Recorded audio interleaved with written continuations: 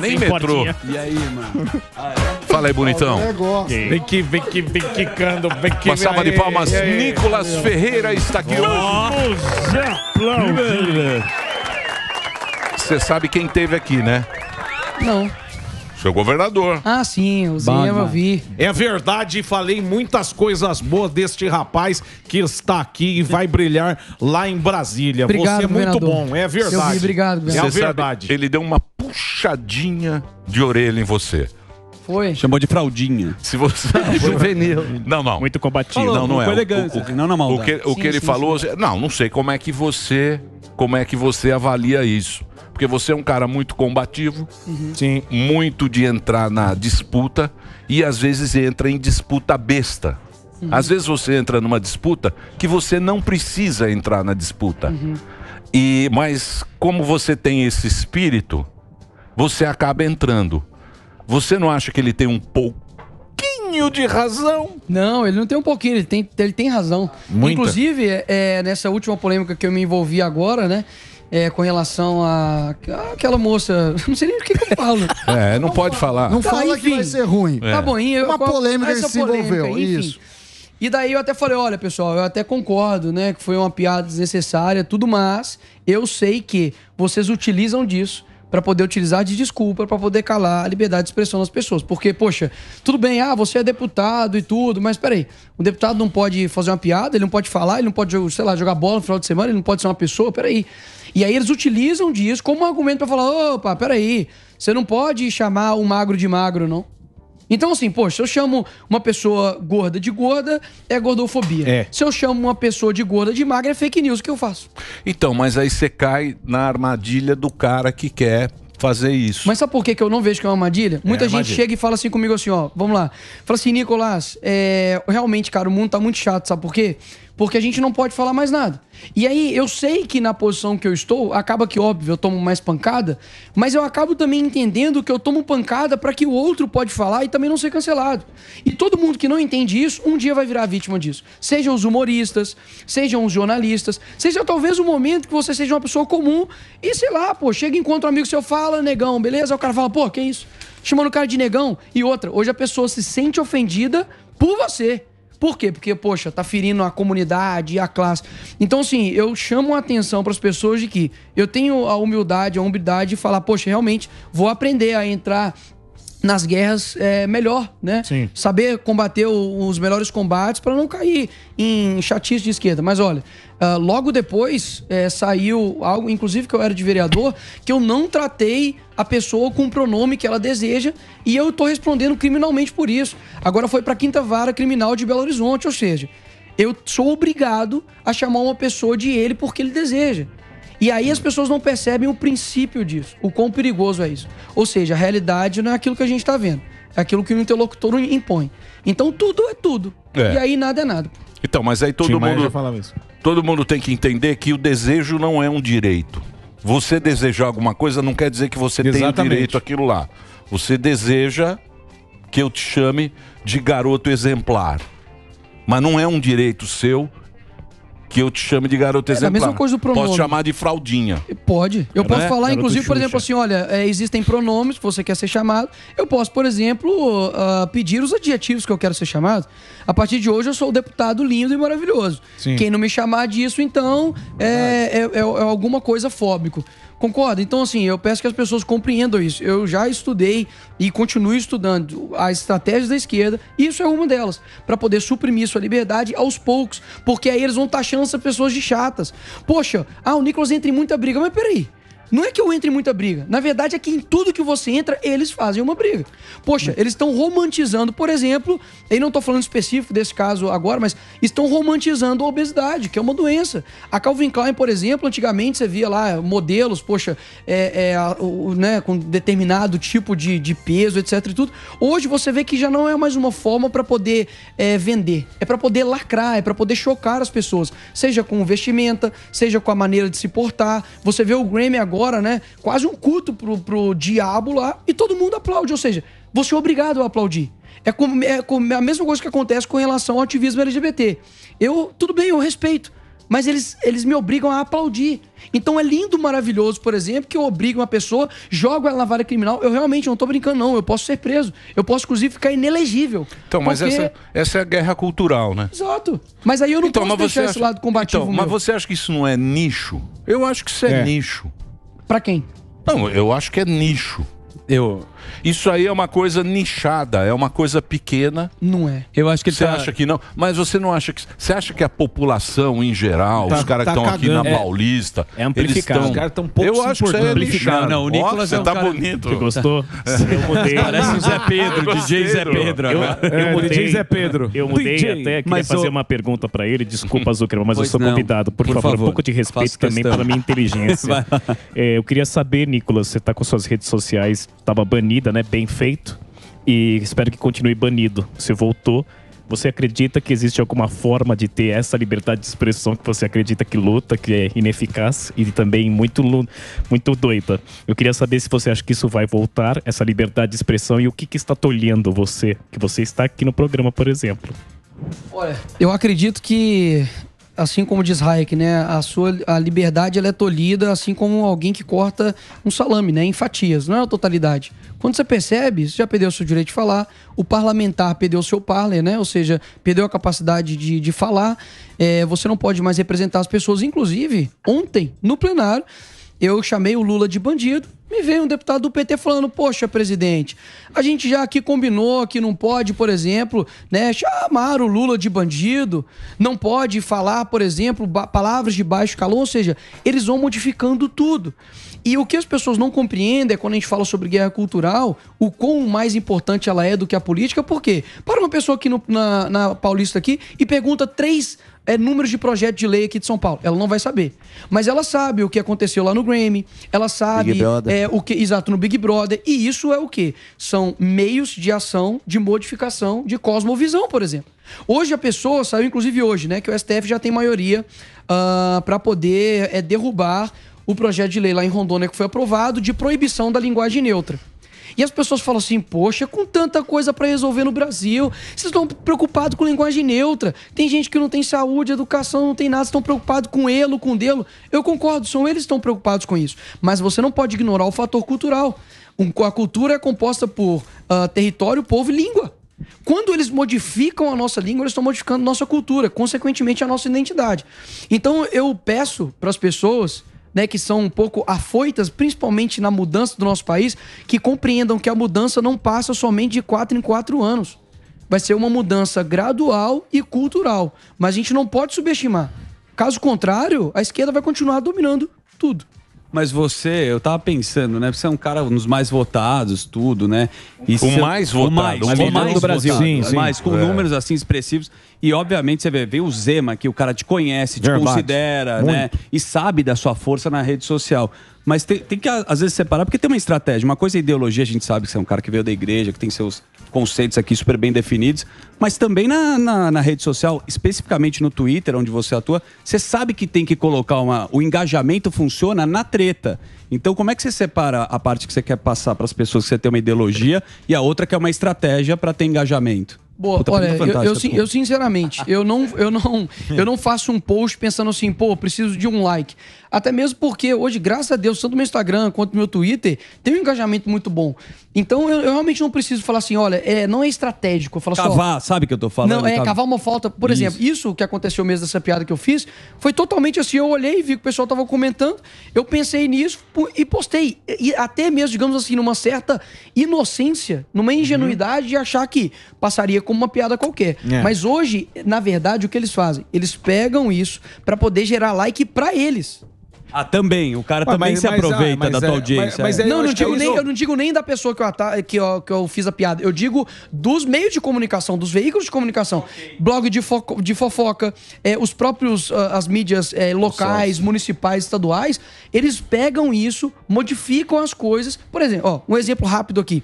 Esse caso mesmo que eu fui colocado como injúria racial, né? Porque eu chamei pelo pronome errado. A única coisa que teve na mudança da decisão não foi uma sentença. eles divulgaram como se eu tivesse quase sido condenado por injúria racial. Porque alguém bate o olho e fala, ó, ele vai responder por injúria racial, ou seja, já está decidido. Na verdade, o que foi definido foi onde seria um fórum de competência para poder julgar, ou seja, saiu dessa esfera e foi para essa esfera, Só que eles já colocam assim, tem que ir pra cadeia, ainda bem, pagou o preço, colheu o que plantou. Bem feito. Então hoje não necessita mais de uma sentença, cara. É basicamente só da manchete. A manchete já é já sentença. Condena. E aí eu preciso da minha rede social pra me defender. Ah, sim. Né? E voltou a tua rede social? Voltou e não voltou por conta de uma, digamos, de meios jurídicos, através de meus advogados. Realmente voltou por mera discricionariedade, subjetividade. Olha, o ministro Alexandre de Moraes quis voltar, volta. Ele não quis, não volta. Tá sendo assim. Então, isso seria também muito vergonhoso, né? Eu tomar posse sem poder falar. Mas foi uma história muito louca essa que nós passamos aqui no Brasil, hein, meu querido Nico? Que historinha maluca que ninguém sabe nada. E agora também diz que não vai ficar sabendo. Não. Diz que não vai ter imagem, não vai. Tinha que fazer uma CPI. Tá na gavetinha. A CPI, não é? Inclusive, tá sendo proposta. Tinha que fazer uma CPI. Porque a gente não fica sabendo de nada. Não fica. Porque pode ser que realmente... Apareçam coisas. Pode ser que tinha um esquipe que a gente não sabe, Leonardinho lá. Olha, o primeiro ato que eu fiz como deputado foi fazer um ofício direcionado ao GSI e também à BIM, confirmando se eles receberam a informação, porque saiu na Folha de São Paulo de que 48 órgãos governamentais receberam aviso, né, para poder reforçar a segurança, né? E eu quero confirmar isso, para se de fato se houve isso, porque não teve essas medidas. Sim. E inclusive se o Flávio Dino, ministro da Justiça, sabia e não tomou alguma ação. Essa CPMI que nós estamos tentando instalar, inclusive foi uma iniciativa em conjunta, mas o André Fernandes, deputado André Fernandes, tô pegando aí as assinaturas, estamos ajudando ele. Se eu não me engano, tem 58 assinaturas já, e é uma mista, né? Com o Senado e também com a Câmara. Porque a gente quer saber tanto as ações quanto as omissões. Inclusive, deixo aqui bem claro, diferentemente da esquerda, que passa pano, né, pra gente que depreda, né, como o MST invade, eu quero que essas pessoas que cometeram crimes sejam punidas, mas que tenham devido processo legal, ampla defesa. Agora, está acontecendo, isso aqui é muito sério, eu nunca falei isso aqui, inclusive vai deixar pra falar. Cuidado que falar. Não, tranquilo. Semana que vem eu vou falar em plenário, mas já deixo um pouco aqui do que eu vou falar. Tenho recebido inúmeras pessoas no meu gabinete dizendo que aconteceu prisões ilegais, aconteceu prisões que é lavrado alto como flagrante, mas o cara foi na casa dele um dia depois, Polícia Civil chamou pra ele prestar tipo um testemunho, e na verdade pegaram o celular dele, ele foi dando, pô. Então, mas isso aí devia ser alguém que tinha alguém por trás daquilo lá. Pois é, aí o que acontece? E tem que saber quem são esses. Teve cara que deve ter financiado aquilo lá. Exato, e aí o que acontece? Tem que saber. O que tá lavrado no auto, pra você ter ideia, tem um caso que eu peguei, eu vi, eles colocaram o gênero do cara errado. É um homem, eles colocaram tipo como se fosse ela. Se eles estão errando em algo tão simples, quais são as outras questões muito mais sérias que eles não estão errando? Existem vários advogados que estão indo até o presídio, mostrando que tem assim, tá acontecendo coisas assim absurdas. Pessoas que foram presas não lá na Praça dos Três Poderes, onde aconteceram os atos de vandalismo, mas foram presas na frente do QG. Então, assim, tem muita coisa... Mas não era cara que tava por trás disso? Porque, por exemplo, tem uns caras muito filha da mãe. Porque a gente pega Uber, sai com Uber e tal. E tinha o pessoal que ficava aqui no quartel, falava, pô, isso aí não vai adiantar. Mas as pessoas com esperança... Tem uns filha da mãe que mandava, ó, aqui é o general Peixoto. O general Peixoto. Agora estão chegando os tanques da... Sabe por que o Bolsonaro esteve... Lembra que ele foi com o Putin? Ele foi trazer os tanques. Os tanques já estão chegando no Porto de Santos. Eu ouvi aquilo e falava, meu Deus...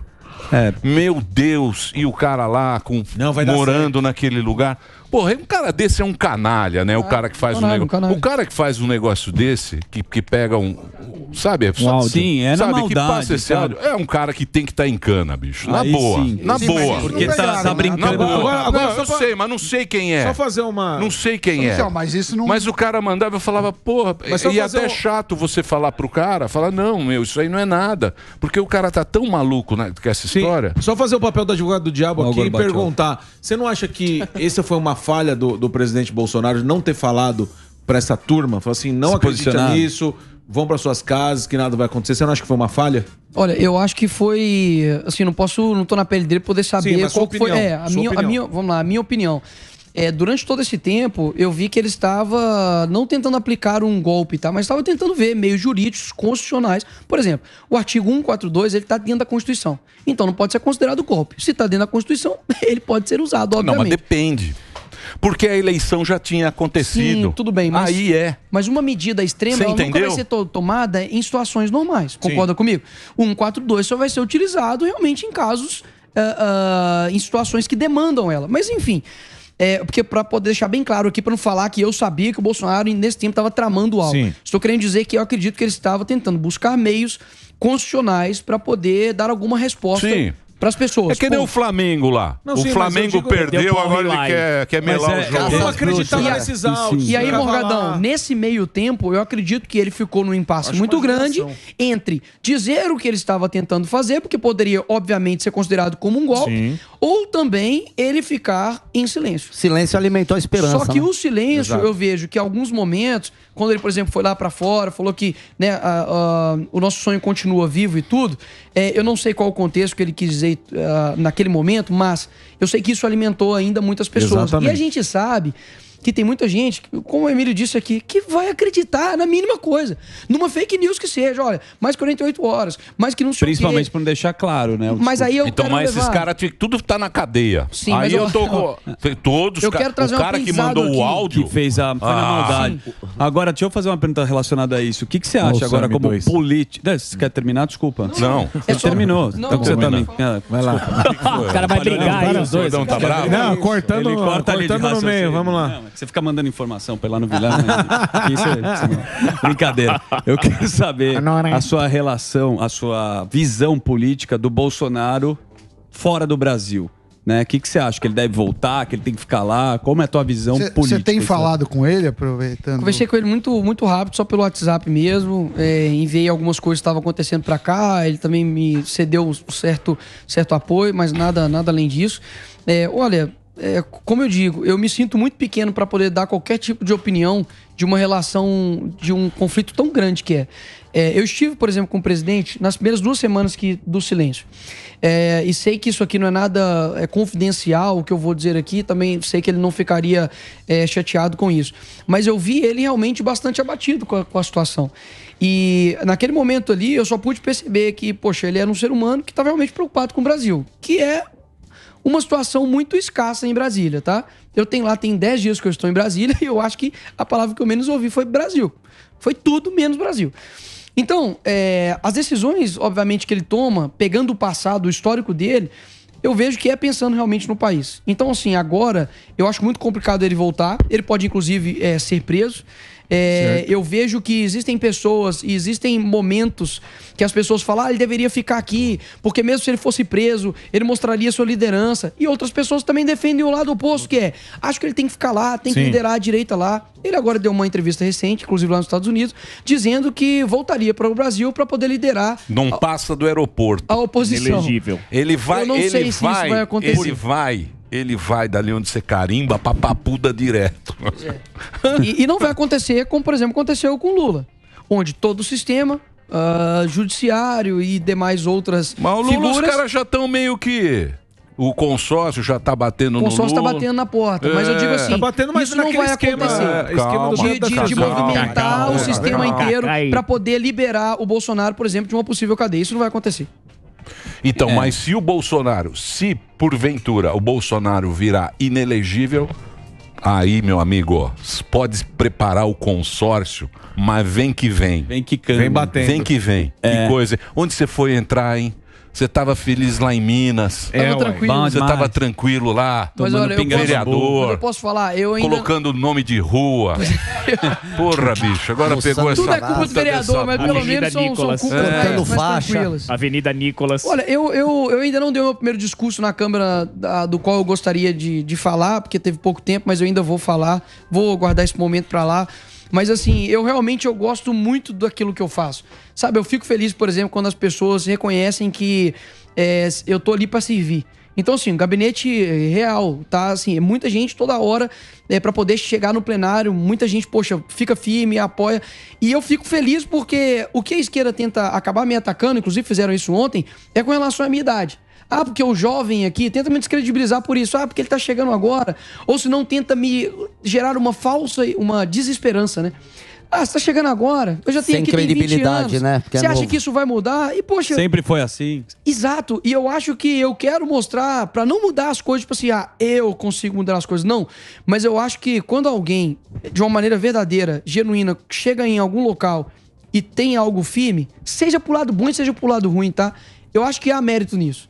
Então, eu vejo que... Eu sei que já passou muita gente no Brasil, que talvez até com o mesmo discurso que o meu, mas eu acho que é possível, pô. Eu sou um cara combativo, eu concordo. Eu tenho humildade de reconhecer quando eu erro, de entrar em brigas desnecessárias, de guerras desnecessárias, mas também ponho o meu ponto de vista. Mas internamente eu dialogo, internamente eu converso. Tenho um bom relacionamento com as pessoas da Câmara, inclusive de esquerda, Zou e tal. Eu ontem tava lá, o Boulos lá, chegando junto lá com a... Porque tem as índias, né? Tem a Índia da esquerda e a Índia da direita. Aí a Índia da direita tava falando e tal, tudo mais. Aí veio o Boulos. E assim... As pessoas de direita, muitas vezes, elas ficam muito caricatas e já querem ir brigar. E eu vejo que muitas vezes, pra você dar uma apaziguada, o humor ajuda muito. E eu sou um cara que eu gosto de zoar. Então eu falei, não, e o coronel que tava lá era um índio também. Eu falei, não, coronel, relaxa, pô, na floresta não dá pra invadir e tal. Aí o Boulos... Agora, mas assim, voltando ao começo, você não acha que... O Boulos tá animado ou não? Ele tá Arrumaram um trabalho pra ele. Exato. Ele tá de Celta ainda. Agora tem trabalho. Breakzinho? Então, breakzinho para Reginaldo. Tá certo. Continuamos aqui com o Nicolas Ferreira. Voltou às redes do Nicolas. O Twitter, Nicolas_DM. E o Instagram, Nicolas com K. Com tornozeleira eletrônica. Se eu falar alguma coisa, eu tomo multa. Ferreira. É bom lembrar. Não, mas você não... Não, é sob multa, pô. Liberou, mas sob multa. Mas o cara multa o quê? O post? Se eu atentar contra o processo eleitoral ou o Estado Democrático de Direito, eu tô multado. Boa. Então vamos pro break rapidinho aí, Reginaldo. É isso aí. Precisa botar ordem no galinheiro. Agora voltando... Os caras querem botar ordem no galinheiro. Eu acho que os caras que mandavam os áudios do tanque chegando da Rússia tinha que estar tudo na cadeia. Tá bom. Né? Eu acho também. Não, deixaram a população lá, não sei quantos dias esperando. Mas quem acredita também é bobo também, né? Mas você tá lá envolvido emocionalmente. Não, mas calma aí. É isso que eu ia falar aqui, Morgadão, um segundo. Vamos lá. Quando eu vejo muita gente falando assim, pô, mas esse pessoal na frente do quartel... Lógico que nada disso ia acontecer, mas, pra alguém que nunca viu um presidente como o Bolsonaro, mesmo com seus erros e defeitos, mas quando você vê quem tá contra ele, você não vê que tem nenhum bom, você tem que dar devida honra pro cara. Agora, essas pessoas, essa eleição representou uma frustração de toda uma geração. Então, mas que ouviu falar que a gente ia quebrar com o sistema, que não sei o quê, pera lá. e tudo mais. Vamos conversar agora. O que eu não consigo entender é o seguinte. Porra, foi 1.500.000 votos? Dele? Não. Diferença. Do Bolsonaro. 2 milhões de votos. O que é 2 milhões? 0,1%. É 0,1%. Parecia que o cara tinha perdido de 7-1. Lukashenko. 89%. Da Alemanha. Porra, mas pra quê? Aí eu fiquei pensando, falei, talvez o Bolsonaro nunca perdeu uma eleição. O cara que nunca perdeu uma eleição, quando ele perde, ele sente o coisa. Mas eu acho que não era pra... Eu sei, mas não era pra fazer o... Não, tudo bem. Teve um monte de história. Sim. Foi uma Copa do Mundo do Catar. Vamos chamar desta maneira. Foi meio bagunçado. Uma Copa do Mundo do Catar, foi um negócio meio esquisito. Chorando. Mas porra, mas também não é pra... mas também não... Tá bom. Não é assim essa... Sabe, essa... Mas foi um aprendizado também pra direita, pra aqueles que querem as coisas de maneira completamente imediata. E a coisa que eu mais ouvi depois que acabou as eleições foi: e aí, Nicolas, a gente tem esperança? Aí eu sempre pergunto, esperança de quê? A esperança que você vai ter uma família, esperança que eu vou ter um filho, eu quero, mas esperança de quê? Ah, não, porque eu acho que o Bolsonaro vai fazer alguma coisa. Eu fico assim, gente. Então, as pessoas terceirizam a responsabilidade de um país e o futuro do país para uma pessoa. Isso é impossível e até desleal para aquela pessoa, pô. Colocar o peso inteiro de um país em cima dessa pessoa. Então, é um aprendizado para a direita de que tem muito tempo, poxa. O Lula, quantas eleições que ele tentou para poder chegar à presidência e ainda continua fazendo o trabalho de base dele, com o movimento estudantil, social. Agora, a gente não tem nada, eu repito isso aqui, só que não entra na cabeça da galera. A gente precisa ter os meios, precisa ter mídia, precisa ter universidade. Enquanto a gente não consegue formar, a gente forma, por exemplo, poxa, tem a Brasil Paralelo, né? Vocês conhecem, Brasil Paralelo, que forma ali, poxa, pessoas, intelectuais, professores. A esquerda, meu amigo, tá 4, 5 horas com o seu filho dentro de sala de aula. Sim. É uma guerra completamente assimétrica. Então, tenham um pouco de paciência direita. Mas isso também é pai e mãe, né? Mas o pai e a mãe veio de lá também, esse que é o problema. Então, mas o pai e mãe que tem que ficar ligado. Pois é. Se o filho vem da escola assim, porra, você sabe que tem uma amiga minha, meu, preocupadíssima. É mesmo? Porque os pais, o que acontece hoje em dia? O cara, ele chega, aí tem o filho. Aí você fala assim, esse seu filho, qual é a religião? Deixa ele que ele escolhe. Ele que escolha. Ele escolhe o que ele quer ser. Ele é livre. O cara é um bebê, aí vai pra escola. Aí o filho chegou pra mãe e falou assim, mãe, quando é que eu vou saber se eu sou homem ou sou mulher?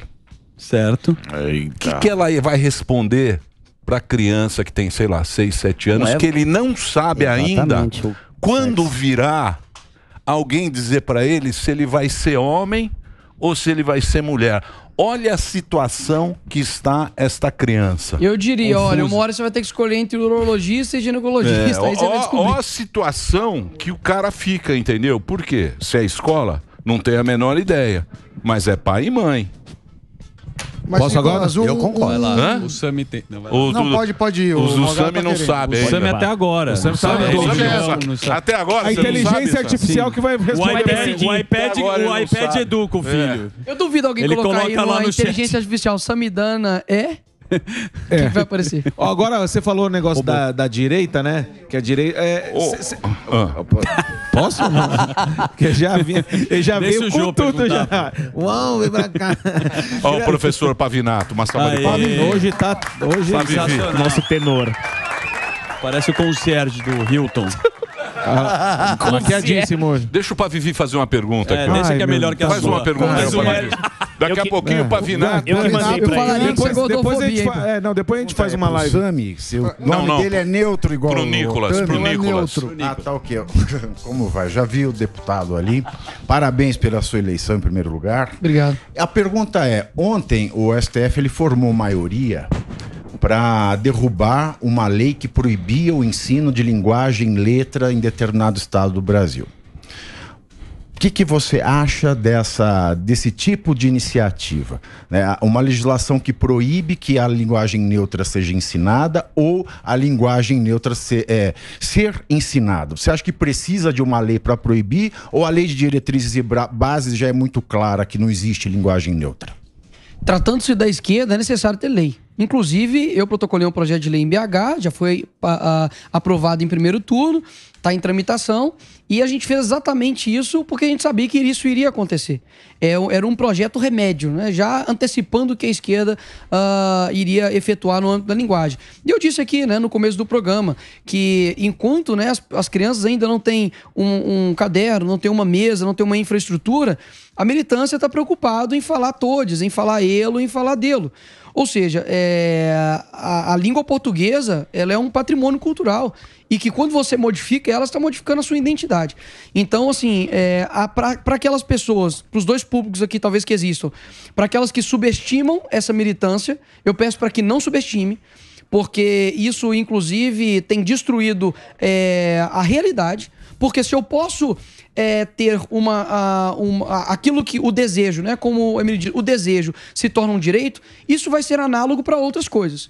Então, se eu sou homossexual, eu quero ter o direito de exigir com que você me chame por determinado pronome, caso contrário, eu vou te processar e você vai para a cadeia. Isso toma uma abrangência muito grande.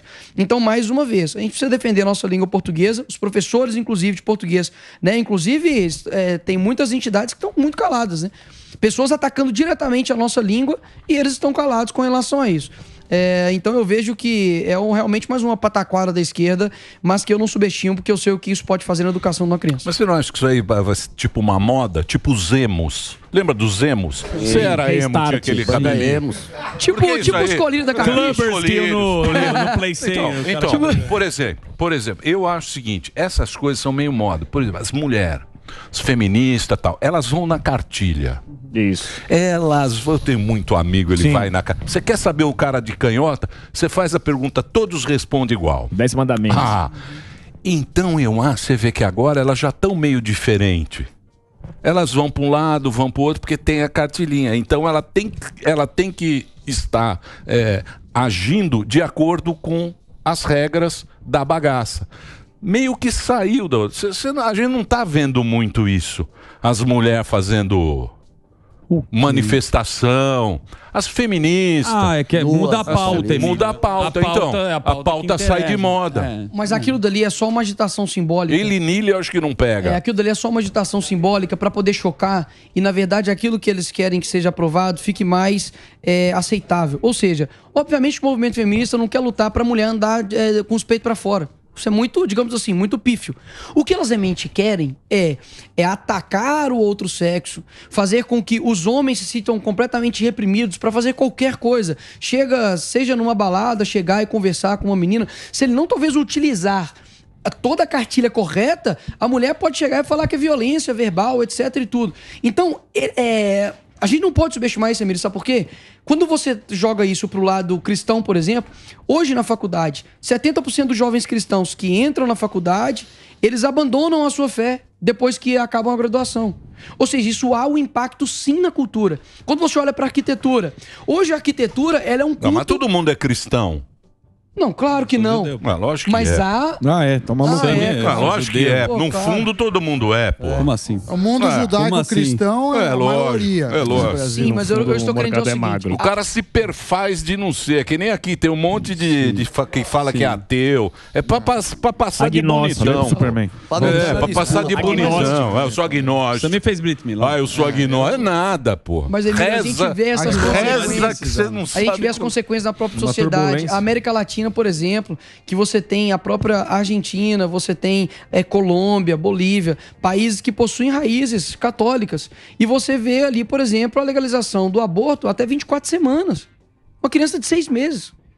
Então, há reflexos muito perigosos nisso. Então, é claro que quando você vê um menino de 15, 16 anos, pagado a revolucionário, você fala assim, que pessoa mais irrelevante. Mas há uma camada intelectual por detrás dessa ideia pífia dele. Então, mas se você pegar aborto, por exemplo, que é um negócio muito... ele é muito polêmico, certo? É a coisa mais polêmica que tem esse negócio de aborto.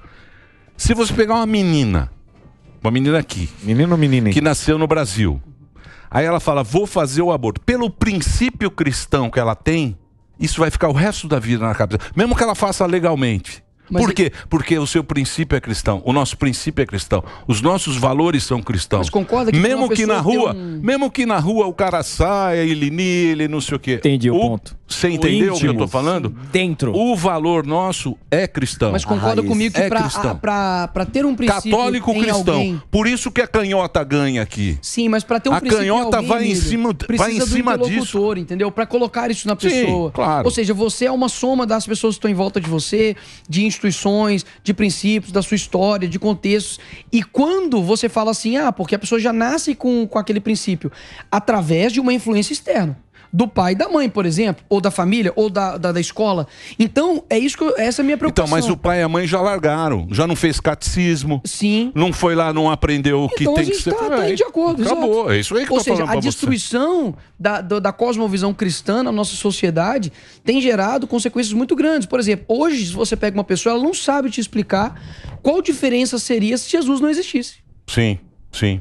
Ela acredita que é um mero figura histórica, assim como Alexandre o Grande. Só, né? É uma passagem. Sendo que o conceito, por exemplo, de santificação, por exemplo, do seu corpo, veio com o cristianismo. O conceito da divisão, né, do Estado Democrático de Direito veio, por exemplo, através dos cristãos protestantes. Que, peraí, não, vamos dividir aqui. Então, as pessoas não estão compreendendo a sua história e o quão difícil foi para chegar no momento que nós temos hoje. Se a sua liberdade hoje de fazer uma parada gay, por exemplo, A maior parada gay do mundo, se eu não me engano, é aqui, em São Paulo, correto? A segunda, sabe onde é que é? Em Israel. Sim. Então, peraí, alguma coisa está acontecendo no mundo que há um foco muito grande. O Sami vai muito bravo. Sem camisa. E ninguém freia isso, Não, você Nicolas? Besuntado no azeite. Tá tão óbvio isso, tá tão perceptível isso, e ninguém consegue frear isso? Não existe uma força que consiga parar isso? Vamos lá. O mundo é como se fosse uma carne podre. A Bíblia deixa bem claro que o cristão ele tem duas características. Ele é sal e luz. O sal numa carne ele conserva. Então eu não sou ingênuo de acreditar que o sal ele vai fazer com que a carne deixe de ficar podre. Ela só vai retardar o processo. Ou seja, o cristão aqui ele tem que compreender que esse mundo jaz no maligno, ponto. Então, ninguém veio aqui para poder fazer com que todas as pessoas se tornem cristãs, porque a gente sabe que esse mundo jaz no maligno. Então, qual que é a minha função? Trazer luz e conservar. Até chegar um momento em que Jesus volte e aí sim a gente consiga ter um justo juízo sobre a humanidade. É, porque o Cristo já pegou o pecado de toda a turma na época e assumiu a bagaça. Matou no peito. Falou, ó, o BO de todo mundo aqui, ó. Deixa é meu. Só que hoje não pode fazer isso, né? Então, mas esse é que é o nosso problema. Porque a gente foi criado pro bem. A gente sabe que a gente é do bem. Mas tem os pecados capitais, bicho. Que seduzem. As correntes que arrastamos. Aqui o que tem de o que tem de Kit Kat no bolso do Morgado. Que isso. Esse é que é o problema. Mas a gente é do bem. Graças a Deus que a gente é do bem. Não é, Nicolas? Graças a Deus. Ô, Nicolas, você tá animado? Tá feliz? Dá pra ver na cara dele. Eu falo, não, falando sério. Estou animado. A gente montou uma equipe muito boa no gabinete para Minas Gerais. Lógico que eu tenho minhas pautas combativas, não vou deixar essa minha essência de lado, até mesmo foi isso que me trouxe até aqui. Mas também terei minhas pautas propositivas. Vou abrir editais para receber as emendas. Isso faz ter um filtro muito grande, porque tem muito vagabundo mesmo que chega para poder pedir emenda. Ele acorda ali com alguém do gabinete, faz corrupção. A gente, inclusive, vai contratar uma empresa de auditoria para poder ver com que todas as emendas estejam certinhas. Por quê? Daí quando uma pessoa chegar e falar, Nicolas, e esse negócio aí de corrupção? Falar, meu amigo, tá aqui, ó, o contrato aqui com a prefeitura, já passou por auditoria, se você quiser investigar, investiga. Porque eu sei que eles vão fazer isso. Então eu tô amarrando tudo para nego não conseguir falar nada com relação ao meu trabalho. Também com relação ao trabalho interno da Câmara, pleiteei, né? Estamos conversando, negociando, para poder assumir a titularidade na Comissão de Direitos Humanos e também na Fiscalização e Controle, porque eu quero pegar uma combativa e outra mais propositiva, digamos assim. E vai ter uma comissão agora da Comissão das Comunicações, que vai passar muitas informações e temas de rede social. Então, talvez eu busque uma suplência interna lá para poder também discutir a respeito disso. Uma pergunta rápida da questão do Congresso. Fala, Fuzilzão. Do Congresso. Você assumiu no Congresso com um terno muito ruim. Eu vou indicar um alfaiate melhor para você. A questão que você acha, no novo Congresso, você está mais animado, as pessoas estão mais confiantes porque vocês perderam a eleição do Senado. O Senado ele vai continuar, o Senado e o Congresso vão ficar sendo coadjuvantes. Você acredita que terá uma força relevante? Eu acredito que o papel do presidente da Câmara é essencial nisso. Quando você estuda o regimento da Câmara, a Constituição, você vai perceber que o poder do presidente da Câmara é gigantesco. Basicamente, é sempre a última palavra dele. Vai passar aqui, faz um requerimento de urgência, daí tem que ter a assinatura dos líderes, mas, no fim das contas, o presidente pode decidir. Ou seja, é tudo muito concentrado. Então, eu vejo que o papel do Arthur Lira é muito fundamental nisso, tá? Converso com o Lira, tenho uma boa relação com ele. Acredito que enquanto as demandas, né, da direita elas estiverem sido com a devida atenção, a gente conseguir prosseguir, manterei a minha relação, obviamente, institucional que eu devo ter. Porque é engraçado, né? Se eu converso democraticamente com as pessoas, eu sou vendido ao centrão. Exato. Se eu não converso, eu sou ditatorial e deveria ter mais diálogo e governabilidade, então é difícil, né? Qualquer coisa a gente vai tomar pancada, mas enfim. Então eu vejo que o papel do Lira é muito importante nisso. Do Senado, eu já joguei a toalha.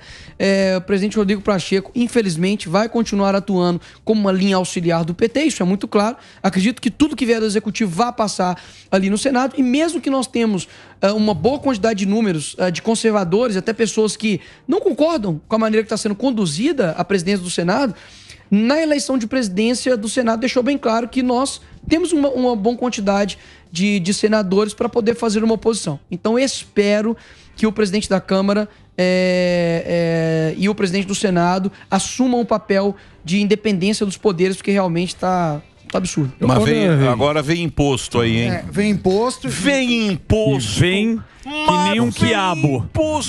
Imposto. Eu vou falar uma coisa pra você. O cara pode falar, os caras podem falar, é que você é bolsonarista. Você é bolsonarista, você é meio bolsonarista. Tá certo, bolsonarista. Mas o Bolsonaro, cara, foi o único cara que eu vi aqui de presidente que baixou imposto. Exato. Não teve outro cara. A arrecadação subiu. Não, baixou imposto pra caramba. Eu acho que não. Como não? Não, se você pegar o que a gente paga... Não baixou imposto? Nada é bom. Baixou imposto. Deixa economista. Lá vem você tem que pegar... Não baixou dados, pô. Você tem que pegar quanto foi pago de imposto em relação ao PIB. Eu posso levantar isso. Mas eu tenho a impressão que não baixou. Não baixou gasolina, não baixou tudo. Alguns pontualmente, mas precisa ver se na média ele baixou. Baixou. Olha o gatinho. Sim. Baixou os gatinhos, esses gatinhos, tudo. Eu não tô falando que... Gatinhos são. Eu tô falando que eu tenho dúvidas e vou olhar os gatinho. Você quer discutir diferença? Eu olho os números, vocês... Você me perguntou pra inteligência artificial. Só isso. Não, mas é possível, Mas ele manja mais que todo mundo aqui, desculpa. Uma pergunta leiga aqui, eu digo assim, é possível, eu acredito, que ele tenha baixado pontualmente impostos, a arrecadação tenha subido, talvez por conta de números de pagadores de impostos. Sim, não? E é possível que ele baixou algumas coisas e cobrou mais de outras também. Como aumentou os dos bancos. Precisa ver como que foi, foi essa a média. Divisão, eu tô falando que não... Média. Baixou imposto. O que eu tô falando que não é óbvio falar baixou que... Eu acredito imposto, que além de ter baixado o imposto, eu acho que também foi o único presidente que lutou por isso. É isso. Exato. É o mínimo, né? Porque você vê, por exemplo, em outras épocas, não tinha nem intenção. Falar em imposto e em baixar imposto, assim, era como falar um deputado cortar sua moradia. Falar, porra, isso é idiota. E agora vem imposto que você vai vir voando. Sabe de onde vem. Ministério do Imposto. Posso fazer a saideira aqui? Pois não. Saideira tá 30 minutos, bicho. As outras perguntas ficam para depois que passou o time. Mas o que eu queria perguntar é a respeito de que todas as redes sociais, aqui no chat, onde vai o pessoal fica assim, Nicolas, futuro presidente, esse negócio já te picou?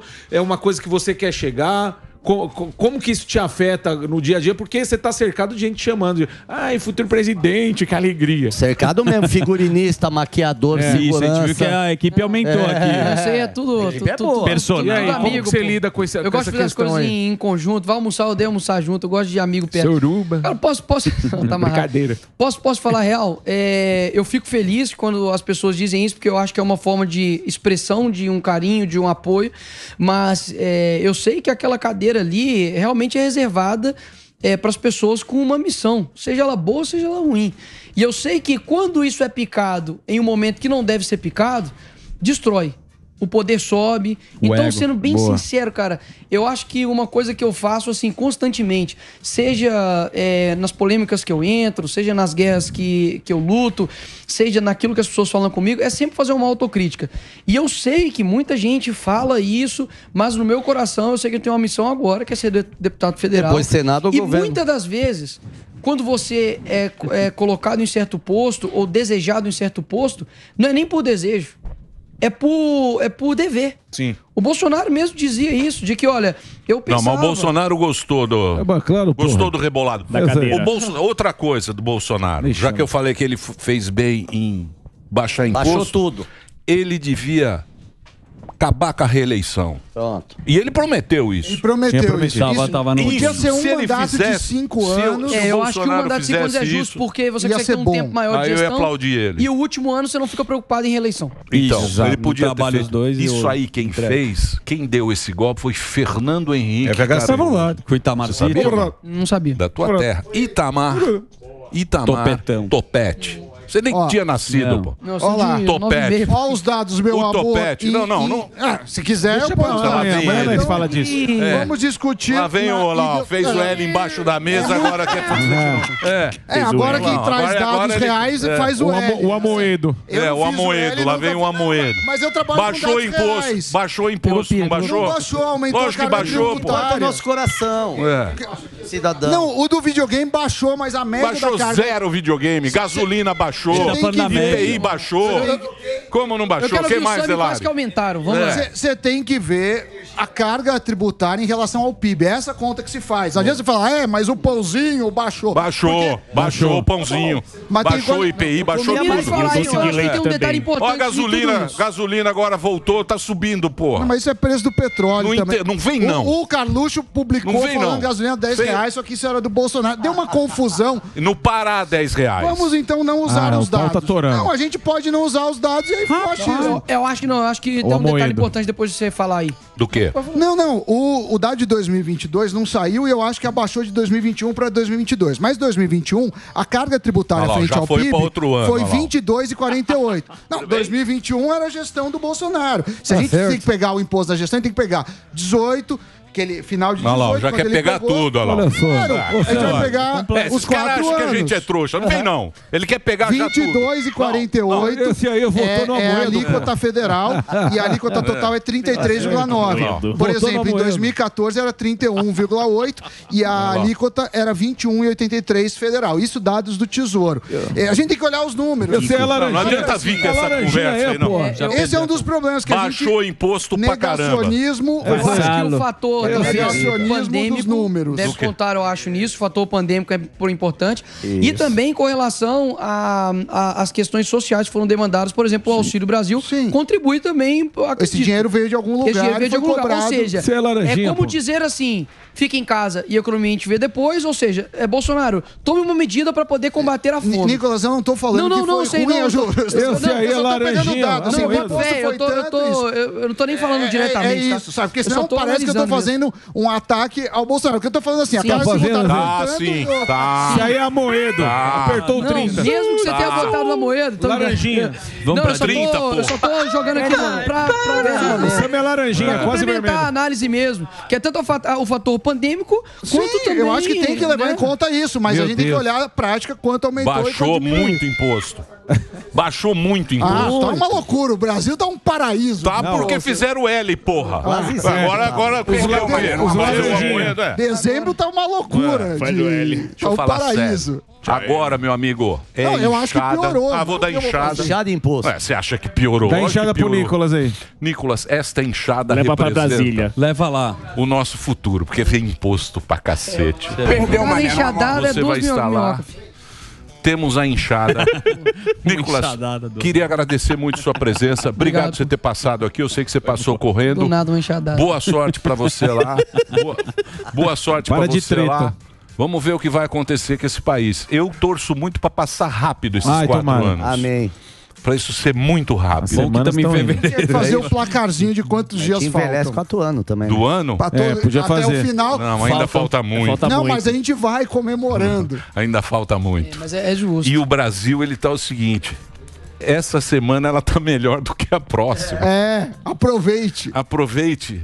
Viva o presente. Viva o presente. Namastê. Namasteta. Mas... Obrigado pela sua participação. Graças a Deus, tá tudo tercenismo, mas graças a Deus o amor venceu, né? Isso que venceu. Isso é que é bonito, isso que importa, né? o amor venceu. Isso gente. é que é bonito. Não sei porque tem gente reclamando. É isso aí. Obrigado, viu, Nicolas? Valeu. Eu tenho que fazer um break? Yes. Baixou sim, Samir. Não vem não. Vamos pro break. Vamos pro break. Ó, sexta-feira. Ó, 7 melhores.